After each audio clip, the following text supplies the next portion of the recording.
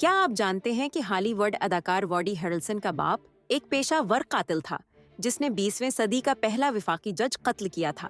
Charles ہیرلسن نے Texas میں ایک خطرناک کنٹریکٹ کلر کے طور پر اپنی شہرت بنائی تھی۔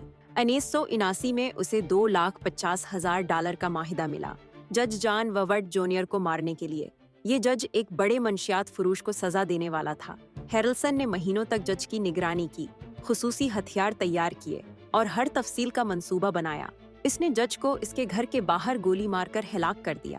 6 گھنٹے کے محاصرے کے بعد جب پولیس نے اسے گرفتار کیا تو اس نے دعوی کیا کہ اس نے JFK کو بھی مارا ہے۔ اس قتل نے امریکہ کو ہلا کر رکھ دیا کیونکہ منظم جرائم نے وفاقی ججوں کو نشانہ بنانے کی ہمت کی تھی۔